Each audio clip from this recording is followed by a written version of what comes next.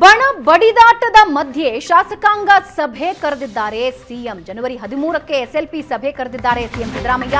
ಬಣ ರಾಜಕೀಯಕ್ಕೆ ಬ್ರೇಕ್ ಹಾಕೋದಕ್ಕೆ ಕಾಂಗ್ರೆಸ್ ಯತ್ನ ಮಾಡ್ತಾ ಇದೆಯಾ? ಒಗ್ಗಟ್ಟಿನ ಮಂತ್ರನ ಅಥವಾ ಪವರ್ ಶೇರಿಂಗ್ ತಂತ್ರವಾ ಅಥವಾ ಯಾರು ಪವರ್ಫುಲ್ ಅಂತ ತೋರಿಸುವ ಪ್ರಯತ್ನವಾ? ಸಿಎಂ ಸಿದ್ದರಾಮಯ್ಯ ನೇತೃತ್ವದಲ್ಲಿ ಸೋಮವಾರ ಸಿಎಲ್ಪಿ ಮೀಟಿಂಗ್ ಸಭೆ ಇದೆ. ಡಿನ್ನರ್ ಪಾರ್ಟಿಗೆ ಬ್ರೇಕ್ ಹಾಕುವಂತೆ ಹೈಕಮಾಂಡ್ ಈಗಾಗಲೇ ಸೂಚನೆ ಕೊಟ್ಟಿದೆ. ಹೈಕಮಾಂಡ್ ಸೂಚನೆ ಬೆನ್ನಲ್ಲೇ ಶಾಸಕಾಂಗ ಪಕ್ಷದ ಸಭೆ ಕರೆಯಲಾಗಿದೆ. ಬಣ ಬಡಿದಾಟಕ್ಕೆ ಬ್ರೇಕ್ ಹಾಕೋದಕ್ಕೆ ಕಟ್ಟುನಿಟ್ಟಿನ ನಿರ್ದೇಶನ ನೀಡೋ ಸಾಧ್ಯತೆ ಇದೆ. ಅಧಿವೇಶನದ ವೇಳೆ ಮಾತ್ರ ಸಿಎಲ್ಪಿ ಸಭೆ ನಡೆಸುವ ಸಂಪ್ರದಾಯ ಇದೆ. ಆದರೆ ಈಗ ಕರೀತಾ ಇರೋದು ಯಾಕೆ? ಬಣ ಬಡಿದಾಟದ ಮಧ್ಯೆ ಸಭೆ ಕರೆದಿರೋದು ಯಾವ ಕಾರಣಕ್ಕೆ? ಒಗ್ಗಟ್ಟಿನ ಪ್ರದರ್ಶನಕ್ಕೆ ಹೈಕಮಾಂಡ್ ಮುಂದಾಯ್ತಾ? ಬಣ ಬಡಿದಾಟ ಇಲ್ಲ ಅಂತ ಹೈಕಮಾಂಡ್ಗೆ ಸಂದೇಶ ರವಾನಿಸುವ ಯತ್ನವ ಅಥವಾ ಹೈಕಮಾಂಡ್ ಹೇಳಿಕೆಯ ಮೇಲೆ ಸಿಎಲ್ಪಿ ಸಭೆ ಕರೆಯಲಾಗಿದೆಯಾ?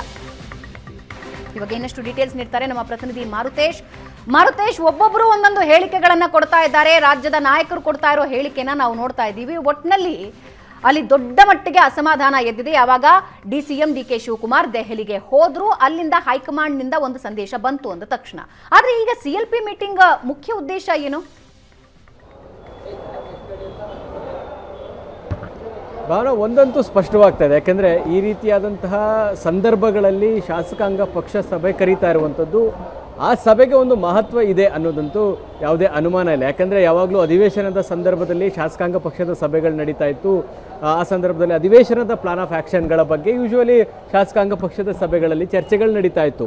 ಸೊ ಈಗ ಯಾವುದೇ ಅಧಿವೇಶನಗಳು ಇಲ್ಲದೇ ಇರುವಂಥ ಸಂದರ್ಭದಲ್ಲಿ ಶಾಸಕಾಂಗ ಪಕ್ಷದ ಸಭೆ ಕರೆದಿರೋದು ಹಲವು ಮಹತ್ವಗಳಿಗೆ ಕಾರಣ ಆಗಿದೆ. ಯಾಕೆ ಮಹತ್ವ ಅಂದಾಗ ಸಹಜವಾಗಿ ಈಗ ನೋಡ್ತಾ ಇದ್ದೀವಿ, ಕಾಂಗ್ರೆಸ್ನ ಒಳಗಡೆ ಆಗ್ತಾ ಇರುವಂತಹ ಡಿನ್ನರ್ ಪಾಲಿಟಿಕ್ಸ್ ಇರ್ಬೋದು, ರಾಜ್ಯ ಮಟ್ಟದಲ್ಲಿ ಒಬ್ಬರದ್ದು ಮೇಲ್ಗೈ ಆದರೆ ಹೈಕಮಾಂಡ್ ಮಟ್ಟದಲ್ಲಿ ಮತ್ತೊಬ್ಬರು ಮೇಲ್ಗೈ ಸಾಧಿಸುವಂಥದ್ದು, ಇದು ಬೇರೆ ರೀತಿಯಾದಂಥ ಸಂದೇಶನ ಶಾಸಕರ ವಲಯದಲ್ಲಿ ಕೂಡ ಆಗ್ತಾ ಇದೆ.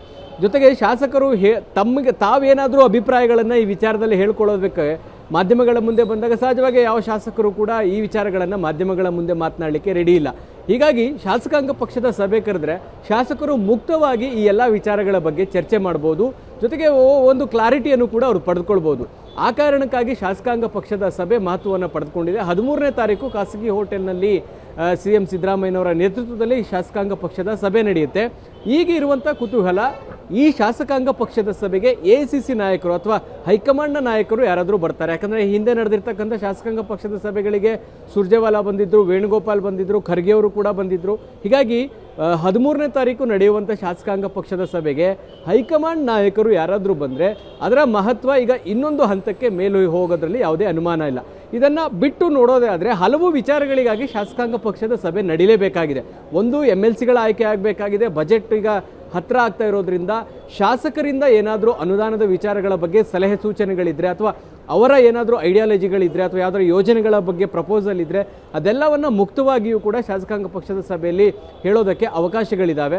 ಸೊ ಆ ಕಾರಣದಿಂದಾಗಿಯೂ ಈ ಸಭೆ ನಡೀತಾ ಇರ್ಬೋದು. ಜೊತೆಗೆ ಬೆಳಗಾವಿ ಅಧಿವೇಶನವನ್ನು ಮಾಡಬೇಕು ಅನ್ನುವಂಥ ತೀರ್ಮಾನ ಏನು ಕಾಂಗ್ರೆಸ್ ಮಾಡಿತ್ತು, ಮನಮೋಹನ್ ಸಿಂಗ್ ನಿಧನದಿಂದಾಗಿ ಆ ಕಾರ್ಯಕ್ರಮ ರದ್ದಾಗಿತ್ತು.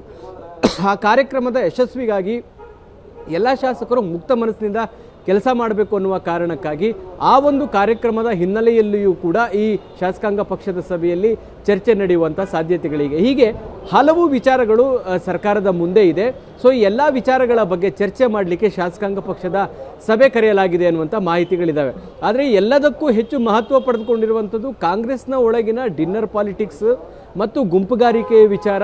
ಸೊ ಇದು ಈಗ ಹೆಚ್ಚು ಮಹತ್ವವನ್ನು ಪಡೆದುಕೊಂಡಿದೆ. ಇದು ಹೆಚ್ಚು ಚರ್ಚೆಯಲ್ಲಿ ಇರುವಂಥ ಸಂದರ್ಭದಲ್ಲಿ ಶಾಸಕಾಂಗ ಪಕ್ಷದ ಸಭೆ ನಡೀತಾ ಇರೋದು ಈ ಪ್ರಮುಖ ವಿಚಾರಗಳ ಬಗ್ಗೆಯೇ ಶಾಸಕಾಂಗ ಪಕ್ಷದ ಸಭೆಯಲ್ಲೂ ಕೂಡ ಚರ್ಚೆ ಆಗುತ್ತೆ ಅನ್ನುವಂಥದ್ದು ಬಹಳ ಪ್ರಮುಖವಾಗಿರುವಂಥ ವಿಚಾರ.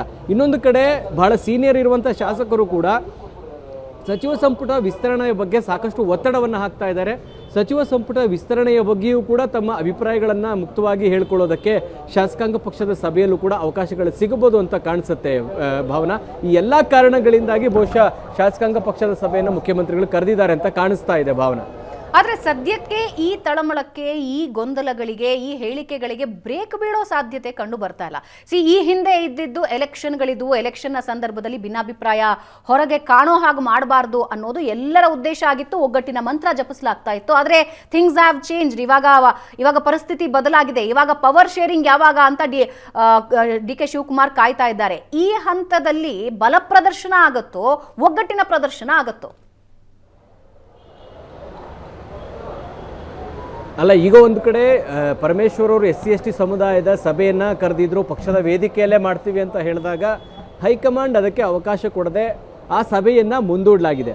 ಆದರೆ ಈಗ ಕರೆದಿರುವಂಥದ್ದು ಶಾಸಕಾಂಗ ಪಕ್ಷದ ಸಭೆ, ಅದನ್ನು ಮುಖ್ಯಮಂತ್ರಿಗಳೇ ಹೆಡ್ ಮಾಡುವಂಥದ್ದು.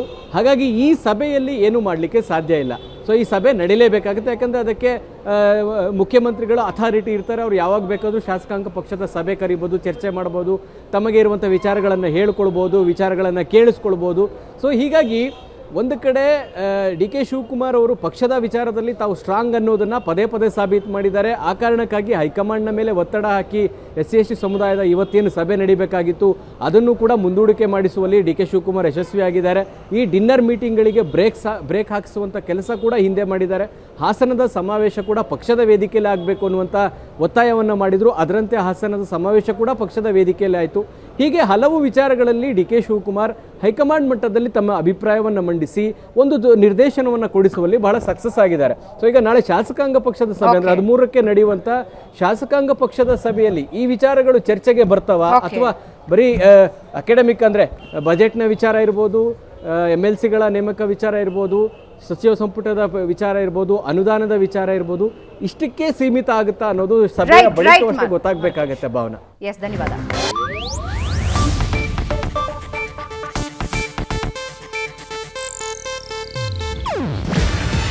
ಇದು ಏಷ್ಯಾನೆಟ್ ನ್ಯೂಸ್ ನೆಟ್ವರ್ಕ್ ಪ್ರಸ್ತುತಿ.